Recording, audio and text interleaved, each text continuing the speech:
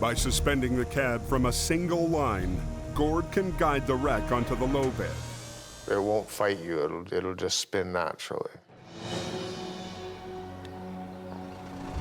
At 10 o'clock, the rotator heads out to the cat food wreck.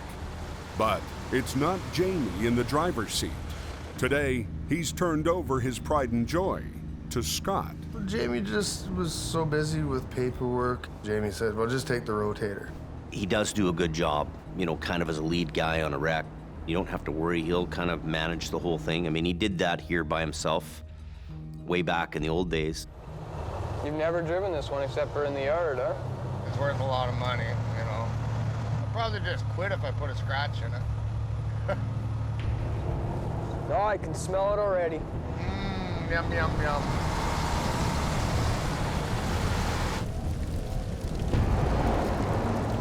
Scott was hoping he could haul away the wreck this morning, but it's still on fire. Turns out that cat food is a perfect slow-burning fuel. We'd gone up there with the thoughts that the fire was gonna hopefully be burned out and we could do the whole thing. Only the cab is completely burned out. If Scott can decouple it, he can at least get something off the road today. I'll sit in fairly tight. I'll pull it out from underneath.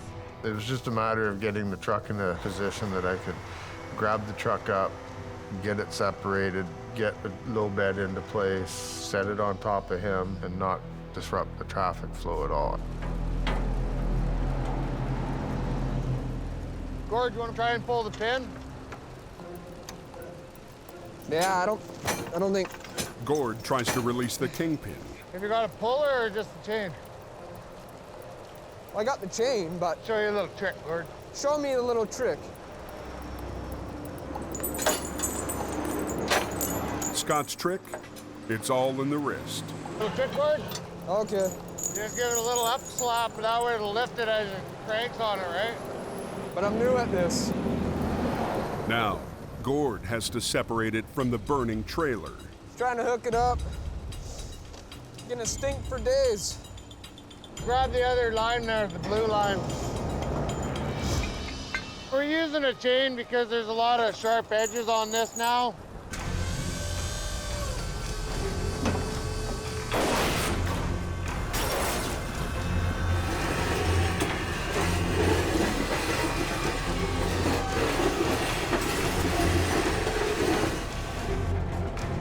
Leave them hooked on there, Gord. That's free spool and you pull her back.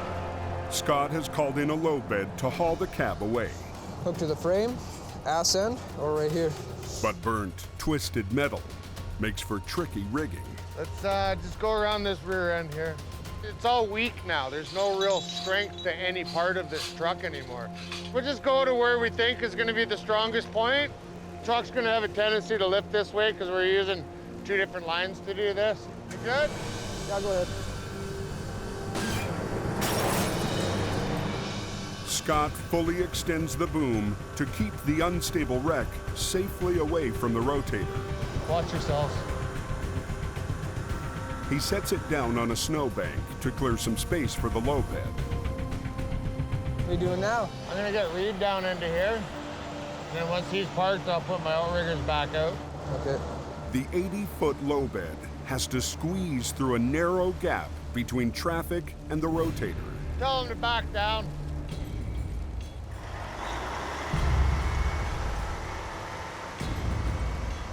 I'm just tucking him in as far as we can.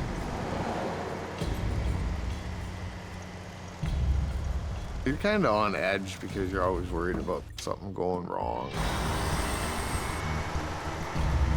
Whoa! Hey!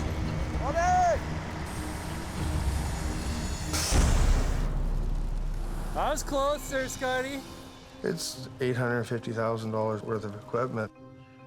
Jamie would have really been mad. How's he doing on that side? Pretty tight. Oh, you're there good, Reed. You're good. Now, Scott's got to get the cab onto the low bed. I'll pick it up and I'll swing it over. That way we can stay inside of this closure here. Normally, to be safe, he'd shut down traffic. But here, that's not an option. The burning wreck is at the top of the Coke's steepest hill, called the Smasher. Woo! With an 8% grade, it takes momentum for a fully loaded semi to make it to the top. Once they stop, they can't get going. This is one of the biggest hills on the Coke here, so you definitely don't want to stop the trucks.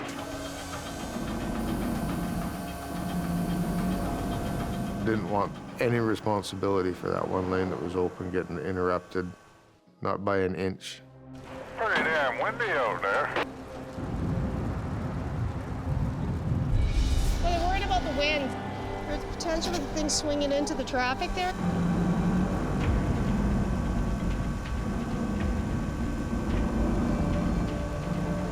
Hey, stop it from spinning. Hey, whoa! Gotta be in the hammer lane to get around the burning truck. Scott is trying to load a burnt cab onto a low bed. Well, they're worried about the wind. There's potential of the thing swinging into the traffic there. The motoring public is so unpredictable. You have to be aware of so much stuff when you're on the side of the road working. He's rigged 2 lines to it to keep it from spinning, Hey, Gord, but they're having trouble getting it aligned over the low bed. what we're gonna do is we set it down, have one line, and you can spin it around a little bit better. So they have to re-rig. Watch yourself through that floor, Gord.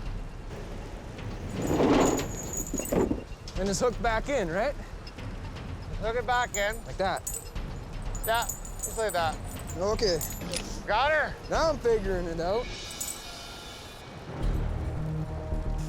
By suspending the cab from a single line, Gord can guide the wreck onto the low bed. It won't fight you, it'll just spin naturally. Make sure it doesn't hit nothing, okay? Spin it this way.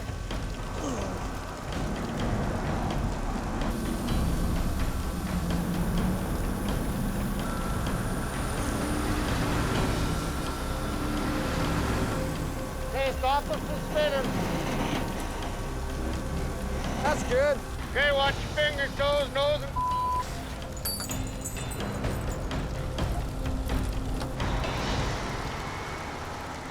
It's now almost a full day since the wreck, but this job is far from over. it's warm.